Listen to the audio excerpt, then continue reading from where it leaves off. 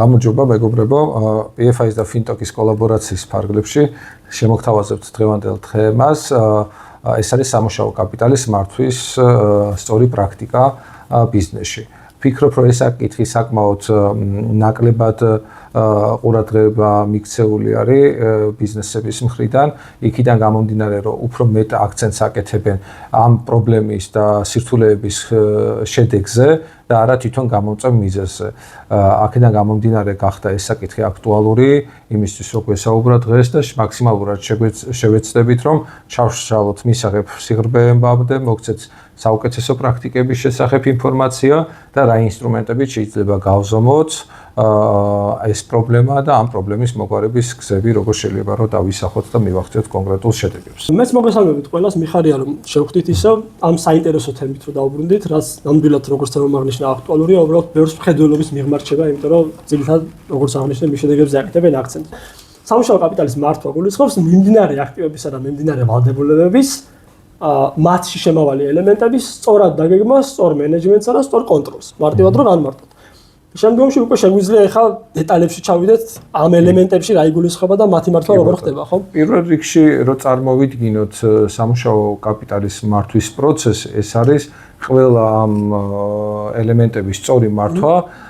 სწორი მართვა კი უბრალოდ შინაარსობრივი მხარეა, მაგრამ შეგვიძლია ყველა ძირითადი პრობლემის გაზომვა კონკრეტული ინსტრუმენტებით. მაგალითად, მოდიში ერთს დავამატებთ, რაც წინა პრაქტიკაშიც გითქვია, ხშირია როცა გეუბნებიან, რომ აი ბიზნესი მომგებიანია, მაგრამ ფულის ადარის ვერ ხვდები და ეგ მახსენდება მაგაზე როსავსავ. ყოველდღიური ოპერაციების დაფინანსება თუ საკმარისი ლიკვიდური სახსრები არ აქვს, ანუ ფული, ხო? ანუ ვერ დაიქირავებ, ვერ ჩასხავ საწვავს, ვერ გადავხდით თანამშრომელს ანაზღაურებას, ვერ შეიწყიდი პროდუქციას, ვერ გადაიხდი კომუნალურ ხარჯებს და ასე შემდეგ, რაც ფაქტიურად იმის თვალსაზრისით რომ შეიძლება შეაჩერო ბიზნეს საქმიანობა, რაც ძალიან ცუდ შედეგს გამოიწვევს, ხო? ამისთვის ჩვენ შემოგვაქვს ესეთი ცნება ხოლმე ბიზნესებში. მოდიში ერთს დავამატებ, მანდას ჩაგიჭრები კიდევ ერთხელ, რადგან პირიქით ეგ საინტერესოა, ხო? მან მეორე უკიდურესობაც არის, ანუ იგულისხმება, რომ კი ფული შეიძლება პირიქით ზედმეტი ქონდეს გაჩერებული, რაც ასევე პრობლემატური თავის შინაარსით შეიძლება არ იყოს პირიქით ზედმეტი რეზერვები შექმნა ფულის, მაგრამ ჩვენ როგორც ფინანსური გადმოსახედიდან შევაფასოთ, ფინანსურად არაეფექტიანია, იმიტომ რომ იმ ფულის დაბანდება უფრო ეფექტურად შეიძლება, ვიდრე უბრალოდ გაჩერება კომპანიის ლიკვიდობის გამო. კი ბატონო, ნუ თანამედროვე მსოფლიოში ესეთი ბიზნესები ძალიან ბევრი არ არის, თუმცა ნამდვილად ჩვენ პრაქტიკაში გქონია ეგ. პრაქტიკაშიც გქონია საქართველოს შემთხვევაში, საკმაოდ ნუ ყურად, ანუ მნიშვნელოვანი რაოდენობა ბიზნესების გქონია, სადაც ხო აი ეს ფულის გროვა არსებობს ბიზნესში, რომელიც უკონტროლოდ აფინანსებს გარკვეულ პროცესებს, ხარჯებს და ეფექტურობა და რამდენად ერთ დახარჯულ ლარს მოაქვს შესაბამისი უკუგება კომპანიისთვის არ იზომება. ნუ მთავარი აქცენტი აქ კეთდება ფულის საკმარისი რაოდენობის განსაზღვრაზე, ანუ ყველაზე პირველი რეკომენდაცია რაც არის, რომ გავზომოთ რა დაახლოებით რამდენი ფული გვჭირდება იმისთვის, რომ ყოველდღიური ოპერაციების დაფინანსება მოხდეს უწყვეტად, იმისთვის, რომ არ შეფერხდეს საოპერაციო პროცესი და ფულის გენერაცია არ შეწყვეტოს კომპანიამ. ამისთვის შემოგვაქვს გარკვეული ლიმიტების ცნება, ეს არის შეიძლება იყოს დღიური, ყოველკვირეული, ყოველთვიური, ყოველკვარტალური ლიმიტი, საშუალო ლიმიტი, რომელიც საჭირო ან რეკომენდირებულია, რომ ბიზნესმა შეინარჩუნოს. ეხლა ეს ლიმიტი რაში გვეხმარება უცებ რო ვთქვათ, არის ის, რომ ხანდახარ ხდება ხოლმე ისეთი ოპერაციის ან ხარჯის დაფინანსება, რომლის აუცილებელი საჭიროება ჯერჯერობით არ აქვს. მაშინ, როდესაც ლიმიტში უყურებ, რომ ლიმიტს ძალიან უახლოვდები და ამით შეიძლება განგზობითობის პრობლემა შეექმნას ბიზნეს, მე ესეთი ტიპის ხარჯს აღარ გავწევ, ან არ გავწევ ასეთი ტიპის. გადავიტან შემდგომ პერიოდისთვის. კი ბატონო, ან მოვახდენ ისე ფულის მოძრაობის დაგეგმვას, რომ მე საკმარისი ფულის მასა შევინარჩუნო უწყვეტად ბიზნესში. რა თქმა უნდა, ყველგან არის რისკები, 100%-ით ელიმინირება რისკები შეუძლებელია, მაგრამ ეს არის პირველი ინსტრუმენტი, რასაც ვაკეთებთ ხოლმე და საკმაოდ დიდი ეფექტი აქვს. განსაკუთრებით პრობლემურ კომპანიებში, სადაც გადახდელუნარიანობის რისკის მატერიალიზება შეიძლება დადგეს კომპანიაში. კი ბატონო. კი, ანუ პირველი რაზეც ვისაუბრებ, ნუ 100% გეთანხმები, შემდგომ ნაწილზეც რო გადავიდეთ, რაც არანაკლებ აქტუალურია, შემდგომი არის კი, აი მაგალითად საუბრობდი მარაგებთან დაკავშირებით. კი, ზუსტად მაგაზე ძალიან საინტერესოა. ნამდვილად საინტერესო ნაწილია ეგ ჩვენი გამოცდილებიდან გამომდინარე, იმიტომ რომ ну ხშირად გვაქვს შეხება მარაგების ნაწილთან და ქართულ ბიზნესებში ხშირია მარაგებთან დაკავშირებული პრობლემები. მათ შორის შესყიდვები, გადაადგილებები, რეალიზაციები და ასე შემდეგ და ჩამოყიდებული მარაგების მოკლედ ხშირად გვინახავს. კი, ну ხო, ლოჯისტიკური პრობლემებიც ხშირია, ესეც რო ვთქვათ და კი, ეგეც არის ერთ-ერთი გამომწვევი მიზეზი. მოკლედ თლიანობაში როგორც ფული, ისეთი არანაკლებ აქტუალურია, იმიტომ რომ ფულთან მივდივართ ამ მარაგების მართვისას, ხო? აი, მოდი ესე რაღაც მაინტერესებს რა, ანუ რა ხან დისკუსიის ფორმატია. ანუ პრაქტიკაში მარაგების პრობლემა, აი კონკრეტული პრობლემა, შეგვიძლია ვთქვათ, აი ორი ძირითადი პრობლემა განვიხილოთ, სადაც ვართ ანუ overstock და understock ვართ, ხო? ანუ ჭარბი მარაგი გვაქვს და დეფიციტური მარაგი გვაქვს. ამ შემთხვევაში პრობლემებს როგორ ვზომავთ, როგორ ვიგებთ, სად ვართ და რა ინსტრუმენტები არსებობს ამ პრობლემების ანუ გასაზომად და მე იმაზე დაკვირვებით და სწორი გადაწყვეტილებებით ამ პრობლემების მოგვარებისთვის. კი ბატონო, მოკლედ არსებობს მარტივი კოეფიციენტები, რაღაც მარაგების ბრუნვის კოეფიციენტი არსებობს და მარაგების დღეებში განსაზღვრის კოეფიციენტი DIO არის, days inventory outstanding, ხო, ფლად ქართულად როგორ იტარდება? მარაგების ბრუნვა და მარაგების ბრუნვის კოეფიციენტი ეს უფრო ნაცნობია. კი, რაც გვიჩვენებს, ერთი გვიჩვენებს რამდენად ბრუნვადი, ანუ წელიწადში რამდენჯერ ბრუნავს მარაგები, ანუ ივსება და იხარჯება, ან იყიდება და მეორე გვიჩვენებს რამდენი ხანი ჩერდება ეს მარაგები, ანუ რამდენი დღე. ჩვენ ვაკეთებთ რანჟირებას პრაქტიკაში ამ მარაგების, რომელიც უფრო მაღალ ბრუნვადია იმის შესყიდვებით და დაგეგმვა შესაბამისად ხდება, რომელიც დაბალ ბრუნვადია და დიდი ხანია ჩამოყიდებულია, იმის რეალიზაცია ხდება მაქსიმალურად. ჩამოყიდებულია რას გულისხმობს? ჩამოყიდებულია გულისხმობს, რომ აი 1 წელზე მეტი ხანი, 2 წელი, ხშირად შემთხვევაში 5 წელი შეიძლება გვედოს რაღაც პროდუქციის მარაგი, მისი რეალიზაციაც არ ხდება, იმიტომ რომ კომპანია სათანადო ყურადღებას არ აქცევს ამ მარაგებს. ან არასწორი შეკვეთა გააკეთა. ან არასწორი შეკვეთა. კი, უბრალოდ დიდი რაოდენობა შეისყიდა რაღაცის გამო და ეს მარაგები არ გაიყიდა იმ მოლოდინის შესაბამისად და ჩამოყიდებული მაგიტო ვიძახე რომ კომპანიას წირთად აწევს რეალურად ჩამოყიდებული არის ამ პერიოდის განმავლობაში. რაც შეეხება overstocking-ს ან პირიქით ნაკლებ შემთხვევაში, overstocking გულისხმობს რომ რაღაც მარაგები ზუსტად ეგრე გაქვს ჩამოყიდებული, რომელიც აქტუალური არ არის, ან უბრალოდ ბევრი იყიდა და ფიზიკურად არ იყიდება მაგდანი და ფაქტიურად ფული გვიდევს აქტივებში, რომლებიც თავისი შინაარსით ლიკვიდური უნდა იყოს და 1 წელიწადში უნდა გაიყიდოს, მაგრამ პრაქტიკაში შეიძლება 5 წელი გვედოს. და რაც შეეხება პირიქით მარაგების ნაკლებობას, ეს იწვევს იმას, რომ კლიენტის უკმაყოფილება შეიძლება გამოიწვიოს და კონკურენტთან წავიდეს ჩვენი კლიენტი, ხო? ორივე შემთხვევაში ალბათ უფრო საუბრობ ძირითად შემთხვევაში ვაჭრობის სექტორისთვის დამახასიათებელ პრობლემას. და წარმოებაზეც თუ გადავალთ, ხო, ვაჭრობისთვის ეგრე, თუ წარმოებაზე გადავალთ, მაგ შემთხვევაში ნუ ფიზიკურად საწარმოო პროცესის შეფერხებას იწვევს, იმიტომ რომ თუ ნედლეული არ გაქვს, ვერ აწარმოებ პროდუქციას. თუმცა საბოლოო ჯამში ეს წარმოების პროცესიც რეალიზაციამდე მიდის, მაგიტომ ვაკეთებ სარეალიზაციო ნაწილზე ძირითადად აქცენტს, ხო? შეიძლება აწარმოო ნედლეული პროდუქცია, მაგრამ შემდგომში ამ პროდუქციის რეალიზაციაც იგივე პრობლემა ხდება. აი ესეთი შემთხვევა რო განვიხილოთ რა ჩაგეძიები, პირობითაც რეალიზაციების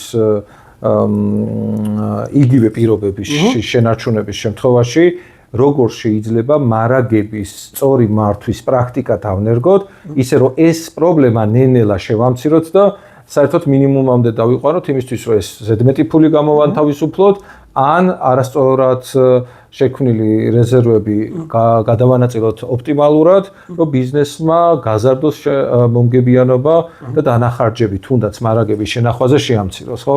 აი რა კონკრეტული პრაქტიკა არსებობს?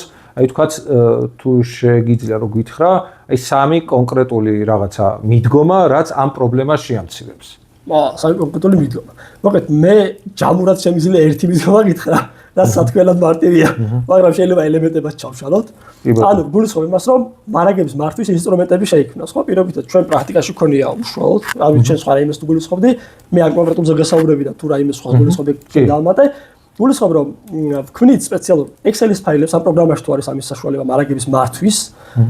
თუ არ არის ვქმნით ხოლმე Excel-ში, სადაც განსაზღვრულია პროდუქციის ბოლო პერიოდის გაყიდვებიდან და შესყიდვებიდან გამომდინარე მარაგების ბრუნვა. საბოლოო ჯამში ჩვენ ვითვალისწინებთ მარაგების შევსების პერიოდს, პირობითად თუ უკვეთავთ რაღაც ამერიკიდან და შევსება სჭირდება 2 კვირა ან 1 თვე, ამ time lapse ვითვალისწინებთ მარაგების მართვაში, საზღვრავთ მინიმალურ მარაგებს. და ვიზახით რომ ეს მინიმალური მარაგი უნდა იყოს ზუსტად იმ 2 კვირის საკმარისი რა პერიოდის პროდუქცია შეიძლება ჩამოვიდეს, ან ცოტათი მეტი რაღაც სარეზერვო ბუფერს ვიღებთ და ვიზახით რომ როცა მარაგები უახლოვდება იმ მაჩვენებელს, უნდა მოხდეს პროდუქციის შეკვეთა, რომლად ჩამოვიდეს. ეს ordering quantity, ანუ რა რაოდენობის შეკვეთა უნდა მოხდეს, ასევე დამოკიდებულია გაყიდვების რაოდენობაზე ისტორიულად ან სეზონურად, ხო? პირობითად თუ ყიდით iPhone-ს, ვიცით რომ ბევრი გაიყიდება რაღაცა სექტემბერში, როცა რელიზი ხდება iPhone-ის, ხო? ოქტომბერში, ოქტომბერში გაიყიდება მეტი, რაღაც თებერვალში გაიყიდება ნაკლები. ანუ ვითვალისწინებთ სეზონურობას და წინა პერიოდის გაყიდვებს და ამას დაყრდნობით Excel-ის ფაილი ან პროგრამული მოდელი თვითონ გეუბნება უკვე რა მომენტში გვაქვს მინიმალური მარაგები და როდის უნდა შევუკვეთოთ და რა რაოდენობით. ეს ազღავს იმას, რომ ადამიანური შეცდომის ალბათობა იყოს მაქსიმალურად ნაკლები. თქვათ ეს ჩავთვალოთ, რომ ერთი პრობლემის კონკრეტული მოგვარების გზა. თქვათ მეორე პრობლემა მე ვიტყვი, რომ მარაგების სწორი რეალიზაცია რომ მოხდეს, მაგალითად კომპანია იყენებს თუ არა FIFO მეთოდით მარაგის თაროებზე განლაგებას. კი, ეგ მნიშვნელოვანია, კი, ნამდვილად თუ მაგას ვუძღვებდი, იმიტომ რომ ამ შემთხვევაში ეგ აქტუალური განსაკუთრებით არის თუ მალფუჭებად პროდუქციაზეა საუბარი, უკვე სასალო ან სასურსათო რეალიზაციის ქსელებში თუ გადავინაცვლებთ, ან იგივე საწარმოებში სადაც ნედლეულს რაღაც ვადიანობა აქვს, ამ შემთხვევაში აქტუალურია, იმიტომ რომ FIFO მეთოდი რაც სწორი მიდგომაა, მაგ შემთხვევაში გულისხმობს, რომ რაც პირველი ვიყიდე, იმას ვყიდი პირველს. და თუ ბოლოს შესყიდულს ვყიდი პირველს, მაშინ ის ადრე შესყიდული ძველდება, ფუძდება და ასე შემდეგ. ანუ მაგ შემთხვევაში merchandising-ის მნიშვნელოვანია, ანუ რაც უფრო ნაკლებ ვადიანია პროდუქცია, მით უფრო წინ უნდა ელაგოს და განსაკუთრებით ეს საკითხი აქტუალური არის კვების პროდუქტების ნაწილში, ვაჭრობის შემთხვევაში ვიტყოდი და არა მარტო კვების პროდუქტების, მაგრამ იქ ძალიან შესამჩნევია, იმიტომ რომ პირდაპირ მოძველებული მარაგი ზარალს ნიშნავს და ალბათობა რომ ჩამოსაწერი ან ვადაგასული პროდუქცია გაიყიდება არ არსებობს, ნულია. შესაბამისად, აქ პირდაპირ ზარალში ითარგმნება შედარებით უფრო მალე. ხდება ამას ბიზნესი, მაგრამ ისეთი სამოხმარებლო საქონელი ან გრძელვადიანი სამოხმარებლო საქონელი, რომელსაც კონკრეტული ვადა არ აქვს და არ ფუჭდება პირობითად, არ ვიცი, თუნდაც რაღაცა ელექტროტექნიკა, რომელსაც აქვს მოძველება და არა გაფუჭების მომენტი, აქ პრობლემები უფრო ღრმად არის ჩაცემენტებული ხოლმე ხშირ შემთხვევაში ბიზნესებში თუ არ კეთდება რაც თავში ვეთქვი aging ანალიზი ანუ ქართულად როგორ იქნება aging ანალიზი მოძველების პროდუქციის მოძველების შეფასება ანუ თითოეულ პროდუქციის დასახელებაზე თუ SKU-ზე ვიტყოდი რეკომენდირებულია რომ გაკეთდეს aging-ი თუ ამის შესაბამისი ინფორმაცია რა თქმა უნდა არსებობს სააღრიცხვო პოლიტიკის მიხედვით კომპანიაში და აქცენტები გაკეთდეს ისეთ პროდუქციაზე რომელსაც ანუ მოძველების ვადა ანუ საკმაოდ დიდია ან საკმაოდ მოძველებულია და აუცილებელი არის რომ მოხდეს ან დისკონტის ინსტრუმენტების გამოყენება ან რაღაცა მარკეტინგული კამპანიების დაგეგმა ისე რომ ეს პროდუქცია მალე ამოიყიდოს რათა არ მოხდეს გაუმართლებელი ზარალების გენერირება. კი ბატონო, მან ერთი მნიშვნელოვანი მადლობა რომ ეგ ნაწილები შემოიტანე. ერთ დავამატებ, მნიშვნელოვანი არის მიგრაციის ნაწილი, ხო? ანუ aging-ის ნაწილს განიხილავ. აქ მნიშვნელოვანია, როდის როგორ მონაცვლეობას ახდენს პროდუქცია, ხო? ანუ პირობითად ხდება პროდუქციის რეალიზაცია მარაგის ბრუნვა ხდება 2 თვეში ერთხელ და უცებ ვამჩნევთ რომ ეს პერიოდი იზრდება გადადის 3 თვეზე, 4 თვეზე, 5 თვეზე. კი ბატონო, სხვათა შორის ხო, მიგრაცია რას ნიშნავს, მოდი განვმარტოთ. ახლა მიგრაცია. თუ გაწუხებთ ბიზნესში ის პრობლემა, რომ პროდუქცია ძველდება და არ ვიცით სად დგას ეს პრობლემა, ანუ რამდენად მძაფრია ეს პრობლემა ბიზნესისთვის, ესეთი ცნება არსებობს, რომ გავზომოთ ისა ხანდაზმულობა პროდუქციის და შემდგომ შევადგინოთ ბიზნესისთვის გონივრული კალათები ვადიანობის მიხედვით. ახლა რას ნიშნავს? პირობითად პროდუქცია, რომელიც იყიდება 30 დღემდე, რომლის ანუ shelf life, ანუ სიცოცხლის ხანგრძლივობა ბიზნესში არის, თქვათ 30 დღემდე, თქვათ, არ ვიცი, 30-დან 90 დღემდე, 120 დღემდე, ნახევარ წლამდე და ასე შემდეგ. ანუ შევადგენთ ბიზნესისთვის ოპტიმალურ კალათებს, რასაც ვიტყვით, რომ პირობითად პირველი კალათი არის ყველაზე იდეალური ჩვენთვის, პირობითად თუ პროდუქციის სიცოცხლის ხანგრძლივობა კომპანიაში არის 30 დღე ან მასზე ნაკლები, ეს არის იდეალური პროდუქტი, კარგად ვყიდით, ამაში ზედმეტად გაჩერებული ფული არ გვაქვს. თუ პროდუქცია კომპანიაში ჩერდება, თქვათ, თუმცა ბოდიში მანდას პროდუქციას გააჩნია, პირობითად თუ ნედლ რძეს ყიდულობ, შეიძლება იმ ნედლს 10 დღე იქონდეს რეალიზაციის და 30 აპრიორში უკვე ვთქვით, რომ ანუ სამომხმარებლო ისეთ პროდუქციაზე და ან სურსათის ნაწილში ანუ კონკრეტული ვადიანობაც ერთვება, რომელიც არის დამატებითი აუცილებელი კრიტერიუმი, რომელიც პირდაპირ ეგრევე ზარალად უნდა ვაღიაროთ, ან ჩამოვწეროთ, ან მოვახდინოთ დაბრუნება პროდუქციის. ანუ მე ვსაუბრობ, სადაც კონკრეტული ვადა, ანუ სიცოცხლეს არ წყვეტს, ხო, ანუ ხანდაზმულობა არ აქვს რა. და შეგიძლია რომ რა ვიცი ხა, პირობითად მობილური 5 წელი თუ ვერ გავყიდე, მერეც ფუნქცია უნარჩუნდება, მაგრამ იმდენად მოძველებულია რომ უბრალოდ ვერ გავყიდე, ასეთზე არის აქ საუბარი. ხა პროდუქცია რომელიც თქვა 3 თვემდე არ იყიდება, ესეთი პროდუქცია რა თქმა უნდა უფრო საყურადღებოა. თუ გვაქვს შესაძლებლობა რომ ამ კალათაში მოხვედრილი ყველა ჩამონათვალი პროდუქცია ისე დავგეგმოთ და ისე მივაწოდოთ მომხმარებელს, რომ სწრაფი ამოყიდვა მოხდეს, ხო? ეს არის ყველაზე ძირითადი სამუშაო მიდგომა, რაც მენეჯმენტისთვის რეკომენდირებულია რომ იყოს აქტუალური და ასე შემდეგ. ну აი ამ სამ მე მგონი ძირითადი მაინც მოვიცავით, თუმცა კიდევ შეიძლება რომ ჩავშალოთ ანუ ამ თემაზე ალბათ ერთი დღეც რო ვისაუბროთ, ვერ ამოვწურავთ, მაგრამ ძირითადი საკითხი მაინც ეს იყო. თუმცა ეგ სამუშაო, ანუ თვითონ სამუშაო კაპიტალიზმი მართვის პოლიტიკაში შედის, რა და თუნდაც იმ ფაილებშიც ეგ ყველაფერი ასახულია ეიჯინგის ნაწილიც, რასაც ჩვენ ვაკეთებთ პროგრამულად ვერ გავთ და ავტომატიზაცია ხდება. სამუშაო არის საკმაოდ დიდი, მაგიტომაც ვადებზე შემდგომ ვისაუბროთ, რა ვადიანობა ჭირდება რომ დაინერგოს ეს პრაქტიკები, მაგრამ შედეგი ამად ღირს. იმიტომ რომ პროცესები ყველაზე მნიშვნელოვანი აქ რა არის, რომ რა პრობლემებზეც ახლა ვსაუბრობთ, ყველა პრობლემაში არსებობს მყისიერი მოგვარების გზა, რაც მყისიერად გაძლევს კონკრეტულ ეფექტებს და თავისუფლდება ზედმეტი ფული ან არაეფექტურად ინვესტირებული ფული აქტივებში და ამას უფრო რაციონალურად იყენებს ბიზნესი რა. და გზნობს დამფუძნებელს და ბიზნესს. შემდგომი საკითხი კიდევ რაც მინდა რომ რაზეც მინდა რომ ვისაუბროთ, ეს არის დებიტორები, კრედიტორები და თქვათ დაფინანსების რისკები. მოდი გავაგრძელოთ დებიტორებთან დაკავშირებით. აი როგორ ფიქრობ დებიტორებისთვის, დებიტორებთან დაკავშირებული პრობლემები. ან შეიძლება საერთოდაც არ გქონდეს დებიტორს პრობლემა, უბრალოდ კომპანიას გქონდეს არასწორი ფულის მოძრაობის ციკლი, არარაციონალური და გვინდოდეს გაუმჯობესება, ხო?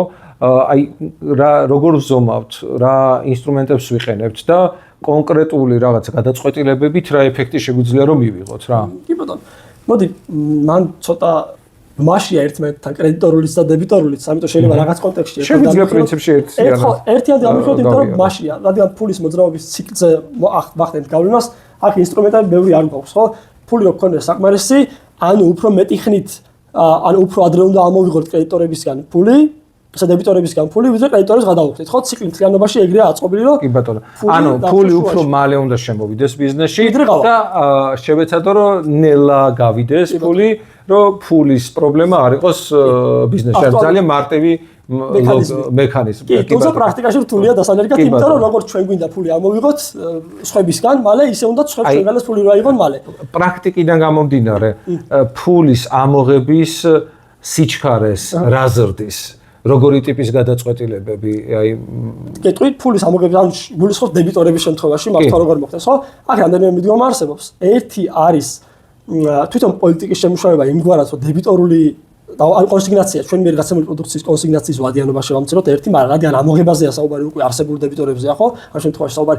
ან შეიძლება დისკონტით დავიბრუნდეთ თანხა, ანუ თქვათ, რომ პირობითად, რაც უცხოეთში მიღებული პრაქტიკა საქართველოში სიმართლეობით არ შემხედრია, მაგრამ პირობითად იტყვი რომ ხშირად არ არის, მოდი ესე ვთქვათ, თორე აქტუალურად არ შემხედრია, თორე რაღაც კონკრეტული кейსები არის, მაგრამ პოლიტიკურად დანერგილი ეგრე კომპანიაში რომ ჩემს დებიტორს 10%-იან დისკაუნტს გავუკეთებ, თუ 10 დღეში დავიფარავს, ეგ პოლიტიკურად არ შემხედრია. კონკრეტული მოლაპარაკებები კი გვინახავს, ხო? ანუ ეგ დისკაუნტი არის ერთ-ერთი ელემენტი, არსებობს ასევე ბანკებს აქვთ პროდუქტი ეგეთი, რომელთა შეიძლება ისარგებლო პირობითად და დებიტორული დავალიანება გადააბარო ბანკს კონკრეტული დისკონტით პირობითად რაღაც პროცენტს ამ დავალიანების წაიღებს ბანკი და შენ ჩაგილიცხავს თანხას და შემდგომ თვითონვე იზრუნებს იმ თანხის ამოღებისათვის დებიტორებისგან. ანუ ფაქტორინგის გულისხმობს. ხო, ფაქტორინგის გულისხმობს. კი ბატონო, უბრალოდ არ გადავტვირთე ტერმინებით ესე რომ ვთქვა. ხო, ნუ საკმაოდ ახალი არ არის, დიდი ხანია ეს არსებობს, მაგრამ პრაქტიკაში მრავალი წელია არ არის, რაც ვიყენებთ საქართველოში ფაქტორინგს. სამწუხაროდ არც დისკონტებს ვიყენებთ აქტიურად პრაქტიკაში და არც ფაქტორინგს.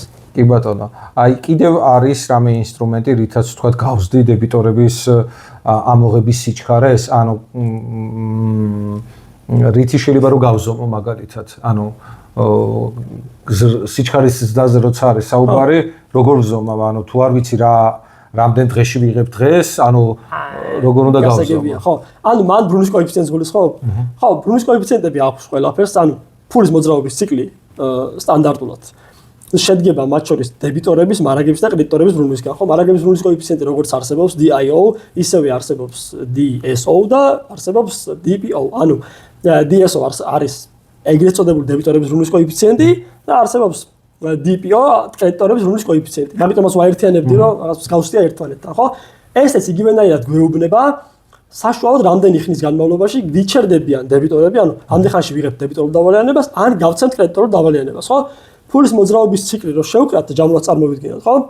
გვეუბნება, რომ მარაგები რამდენი ხანიც გიჩერდება, ეგეც უნდა გაანალიზო, ან რამდენ ხანში ახდენ მარაგების ამოყიდვას, რამდენ ხანში იღებ დებიტორებისგან ფულს და რამდენ ხანში გასცემ. ანუ მარტივად შენ უფრო ადრე უნდა დააგენერირო ფული და გადააქციო ეს მარაგები აქტივებად და ამოიღო დებიტორებისგან ფული და შემდგომ უფრო გრძელი ვადა უნდა გქონდეს კრედიტორებისთვის აღებული. პირობითად დებიტორული დავალიანება უნდა იყოს 10 დღიანი, მარაგების ბრუნის კოეფიციენტი უნდა გქონდეს რაღაცა 20 დღიანი და კრედიტორების დაფარვა უნდა გქონდეს 60 დღიანი უხეშად, რომ რაღაცა 10 დღეში იმას ამოიღებ, 30 დღეში მარაგებს გადააქცევ ფულად, ან 40 დღეში ამ ციკლს შეკრავ ფულის ქონის და 20 დღე გაქვს ლუფტი კიდევ რომ ეს კრედიტორული დავალიანება დაფარო. მაგრამ ხშირად ჩვენ გვაქვს кейსები, როცა კრედიტორული დავალიანება დასაფარია 30 დღეში, რაღაც დებიტორი შეიძლება ამოიღო 10 დღეში, ოკეი, მაგ კარგად არის 10 დღეში ამოიღე 20 დღეში დასაფარი გაქვს, მაგრამ მარაგები კიდევ 70 დღე. აი ამ შემთხვევაში ისე უბრუნდები აქტუალურ თემას, ჩნდება იგივე პრობლემა, ხო? ანუ ამ სამის ბალანსია სწორად საჭირო, ამ კოეფიციენტების ანალიზი დაბალანსება ისე, რომ DPO-s ნაწილში, ანუ გადასახდელების ნაწილში რაღაც ლუფტი დავიტოვოთ გონივრული, რაც მოგცემს იმის საშუალებას, რომ ფულში არ გავიჭერდეთ. თუ მაგას გულისხმობთ. კი. კიდევ ერთ საკითხს დავამატებ, რომ არის პოლიტიკა, თუ როგორი მიდგომა გვაქვს დებიტორულ დავალიანებასთან და კრედიტორულ დავალიანებასთან. დებიტორულ დავალიანებასთან რაც თითქმის არ გვხდება საქართველოში ძალიან იშვიათ შემთხვევებში გვხდება, როდესაც კომპანიას აქვს შემუშავებული საკრედიტო პოლიტიკა, როგორი რა დოზით შეიძლება გაყვეს რეალიზატორს კონსიგნაციაზე. და არის თუ არა სანდო ესათვის კომპანია. უცხოურ კომპანიებში საკმაოდ აქტუალურია, როდესაც ანუ მომწოდებელი მაგალითად გთხოვს გააზიარო შენი ფინანსური ინფორმაცია იმისთვის, რომ მან გაზომოს შენი კრედიტონარიანობა. ანუ თუ არ არის შენი კრედიტონარიანობა მისაღებ დონეზე, უბრალოდ კონსიგნაციით ან შემდგომი გადახდის პირობით არ მოგცემს პროდუქციას. ანუ მსგავსი ტიპის პრაქტიკა სამწუხაროდ საქართველოში არ არის და ხშირად ვაწყდებით დებიტორების ამოღების პრობლემას. და მნიშვნელოვანია, რომ ამაზე სწორი აქცენტი გაკეთდეს.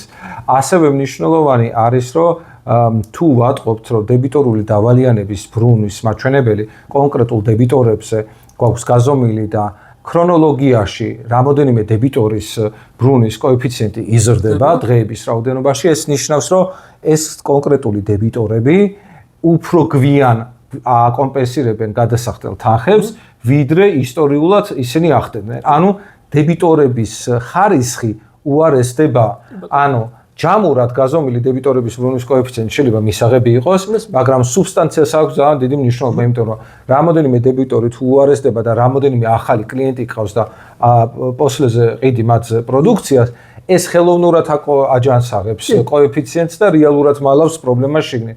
ამიტომ მსგავსი დეტალიზაცია რეკომენდირებულია, რომ შევხედოთ, თუ დებიტორების ბრუნვის მაჩვენებელი იზრდება დღეების რაოდენობაში, ნიშნავს, რომ ეს დებიტორი ამ დებიტორს აქვს პოტენციალი გაფუჭების, ანუ გადეფოლტების, რომ ვეღარ ამოიღოთ ეს თანხა, ამიტომ დროულად მყისიერად უნდა მოახდინოთ რეაგირება. ამისთვის არსებობს შეტყობინებები, დისკონტის შეთავაზება და უბრალოდ პრობლემური აქტივების მართვის პრაქტიკა, რაც თანამედროვეობამ მოიტანა საქართველოში, რომ საკმაოდ ბევრი მუშაობს ამ საკითხზე. რაც ხო მაგაში გეთანხმები, იმიტომ რომ თუმცა მან ორი მნიშვნელოვანი ასპექტია, ერთი რომ კონკრეტული კრედიტორის მართვის ნაწილში, დებიტორის და კრედიტორის მართვის ნაწილში ხო ინდივიდუალურ ანალიზს თუ ვაკეთებ, კარგია, იმიტომ რომ რაღაცაები არ გაგვიპრობლემდება, თუმცა ჯამურად თუ შევხედოთ პორტფელის ნაწილში მაინც, თუ დებიტორების ბრუნის კოეფიციენტი ძალიან გაცილებით დაბალია, ვიდრე კრედიტორების ბრუნის კოეფიციენტი, გამოდის რომ ამ დებიტორებისგან იმდენ ფულს ამოვიღებთ, რომ იქ შეიძლება მაინც არ გავიჭედოთ კრედიტორების ნაწილში, ხო?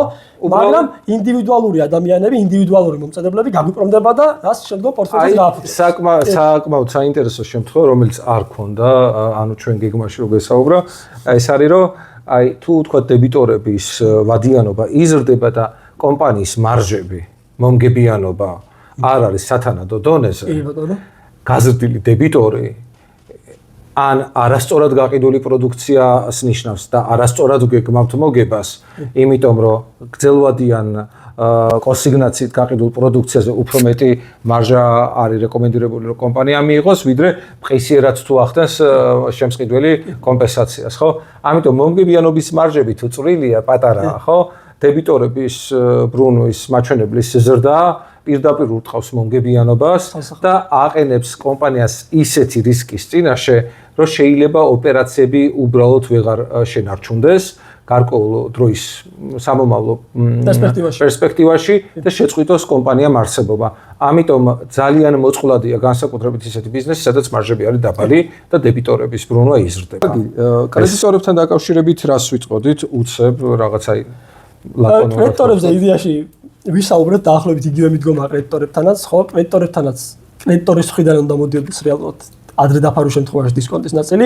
კრედიტორთან აქტუალურია რომ ჩვენ გქონდეს დიდი კონსიგნაციის ვადა, ვემუშაოთ იმაზე რომ ან გქონდეს მომხიბლელობა რომ დროულად დავფაროთ და მოგების მარჟა გავაუმჯობესოთ, რაც დააკომპენსირებს ანუ მიღებული მოგება versus ფულის უფრო დიდხანს გაჩერება ბიზნესში. ზოგადად სვისი ფულით სარგებლობა ძალიან კარგია და მაგნაცებში გეთანხმების სულად. ხო, ანუ სვისი ფულით სარგებლობის პრეროგატივას თუ ადრე ვცნობთ, მაშინ რაღაც ბენეფიტი უნდა მივიღოთ ამისგან, როცა გვაქვს საშუალება, რომ დიდი ხანი გამოვიყენოთ. კი, მაგაში გეთანხმების სულად.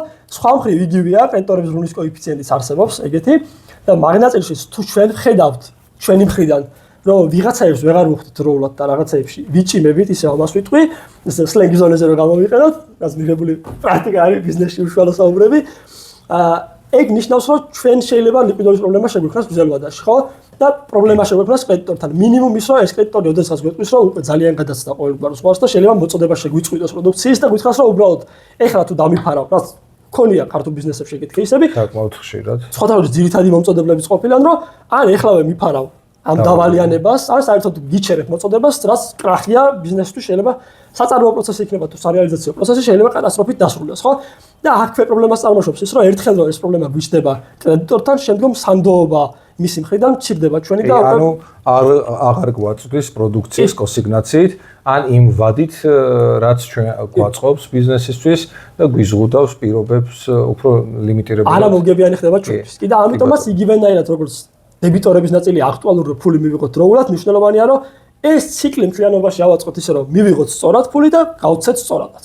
ანუ დიდი საინტერესო უკვე აქვს ასეთ შემთხვევებში სწორად მართოთ სამუშაო კაპიტალი, გავზომოთ შესაბამისი კონკრეტული ინსტრუმენტებით, რაზეც ძირითად საკითხებზე ვისაუბრეთ და თუ ჩვენი სტრატეგიული გეგმა განვითარების ცხადყოფს, რომ შეიძლება გაგვიჩნდეს ფულის დეფიციტი, ფულის დეფიციtis შევსება რეკომენდირებულია მოხდეს არა მისი მყისიერი დადგომისთანავე, არამედ გქონდეს ბუფერი, ბალიში, რეზერვი გნებავთ დაფინანსების, რომელიც უზრუნველყოფს ჩვენი ოპერაციების უწყვეტლივ რეჟიმში განზომილებას.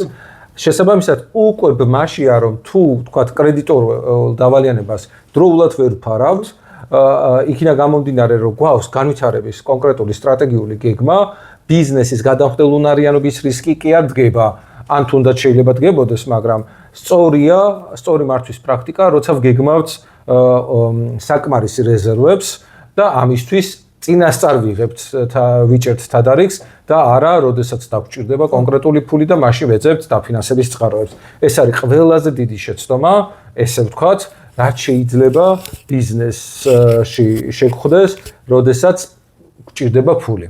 ანუ ფულის საჭიროების აქტუალიზაცია არ უნდა მოხდეს მაშინ, როცა გჭირდება უშუალოდ, არამედ წინასწარ შეგვიძლია ვიცოდეთ, როდის დაგვჭირდება და იმისთვის წინასწარ დავგეგმოთ კონკრეტული აქტივობა. მივმართოთ ბანკს ან ინვესტორს, იმისთვის რომ მოახდინოს საკმარისი სახსრების მოწყობა. კარგი თემა წამოჭერი, უბრალოდ ერთ ნაწილს შენგან მოვისმენდი. ამ ყველაფერს ჭირდება მზაობა ერთგვარი, ხო?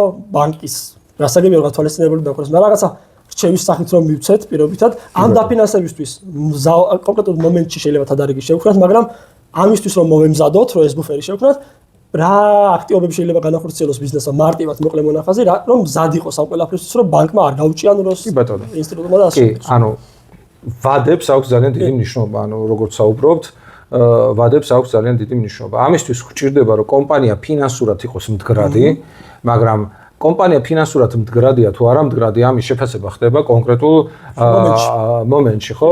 და შესაბამისად საჭიროა, რომ დროის ნებისმიერ მომენტში კომპანიას ჰქონდეს ისეთი სააღრიცხვო პოლიტიკა და მიდგომა, რომ დროის ნებისმიერ მომენტში მარტივად შესაძლებელი იყოს ფინანსური ანგარიშგებების მიწოდება დაფინანსების მომწოდებლისათვის. ეს იქნება ბანკი თუ ინვესტორი, ან შეიძლება იყოს კრედიტორი, ხო? ანუ თუ სიტყვაზე გჭირდება საბანკო სესხი, მივმართეთ ბანკს და ბანკმა გითხრა მოგვაწოდეთ თქვა ფინანსური ანგარიშგებები და მე დავიწყეთ, ფინანსური ანგარიშგება უნდა მქონდეს და არა მაქვს სწორი გატარებები ან ტრანზაქციები დასასრულებელი მაქვს, ან მოსაწესრიგებელია დოკუმენტაცია, თუ მე ვიწყებთ ამაზე რეაგირებას, რა თქმა უნდა ეს დროის პერიოდს ახანგრძლივებს და საფრთხეს უქმნის ბიზნესის ნორმალურად ფუნქციონირებას. ამისთვის მინიმუმ რეკომენდაცია არის, რომ გქონდეთ სწორი სააღრიცხვო პოლიტიკა, მინიმალური სააღრიცხვო სტანდარტი იყოს, რომ ყოველდღიურად ტარდებოდეს ტრანზაქციები შესაბამის ბუღალტრიულ პროგრამაში და ახდენდეთ მიღებული ტრანზაქციების შედეგად ფინანსური უწყისების წარმოებას. რითაც თქვენ შეაფასებთ და გაზომავთ კომპანიის გადამხდელ უნარიანობასაც, საკრედიტო რისკსაც და უფრო მომხიბვლელი, მიმზიდველი და დროში უფრო მოკლე ვადაში შეძლებთ მიიღოთ დაფინანსება, ბანკი იქნება თუ ინვესტორი თუ კრედიტორი და უფრო მეტად სანდო იქნებით მეორე მხარესთვის. ეს აუცილებელი ინგრედიენტია, რომლის გარეშეც უბრალოდ დაფინანსების რეზერვის შექმნა არ არსებობს. რა ბუნებაში. კი და ჩემი აზრით ყველასთვის აუცილებელია, რაც არ უნდა კარგი ფინანსური მდგომარეობა გქონდეს, რაღაც მომენტში ეს საჭიროების რისკი მაინც არის, რომ ეს ფინანსური საჭიროება დაგიდგება და მაგისთვის მზად უნდა იყო და მაშინ არ უნდა დაიწყო მუშაობა, როცა პრობლემები აქვს. მაგ საკითხზე ძალიან ვცლად ვისაუბრეთ წინა ეპიზოდებში და უბრალოდ აქაც ვისაც წინა ეპიზოდი არ აქვს ნანახი, იმისთვისაც მოკლე მონახაზი რო გაგვეკეთებინა. რომ შევაფასოთ, მეგობრებო, სამუშაო კაპიტალის მართვა, სწორი მართვა ნიშნავს, რომ თუ აქტივში არასწორად გვაქვს გაჩერებული ფული, ეს გამოვან თავისუფლად მყისიერად. გავაცოცხლოთ ფული და არა ფული გავაჩეროთ აქტივებში, რომელიც არალიკვიდური ხდება, არამედ გავაცოცხლოთ ფული დროულად და ეს ფული მიმართოთ კომპანიის ზრდა განვითარებისთვის. ამ ეტაპზე ყისიერი შედეგები ალბათ შეიძლება რომ მივიღოთ ერთი თვიდან ორ თვემდე ვადაში, როდესაც სწორი ფინანსური მენეჯმენტი ხორციელდება, იზომება ინსტრუმენტებით, სად დგას კომპანია, რა პრობლემის წინაშე დგას, რა საუკეთესო პრაქტიკები არსებობს, იმის მიხედვით გარკვეულ შეთავაზებას აკეთებს ბიზნესისთვის და ბიზნესი ამ გადაწყვეტილებებს იღებს. სადღაც 2 თვიდან 6 თვემდე ალბათ ჭირდება უკვე რომ ეს საუკეთესო პრაქტიკები, მომგებიანობის მოდელი, სიმულაციური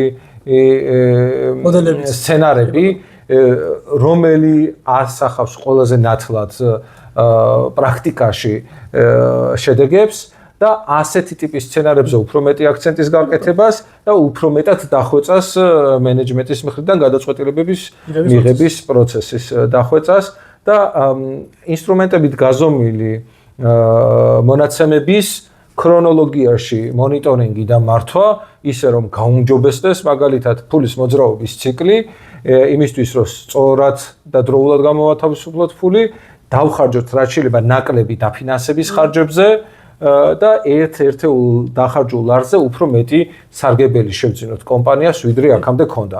მიუხედავად იმისა, რომ შეიძლება ამან გაზარდოს არაპირდაპირად შემოსავლები, აქცენტი მაინც გავაკეთოთ, რომ დანახარჯების ეფექტურობა გაიზრდება, ანუ მოხდება ოპტიმიზაცია და მე უკვე ამ პრაქტიკის მენეჯმენტის რუტინაში გადატანა უფრო ცოტა ხანგრძლივი პროცესია.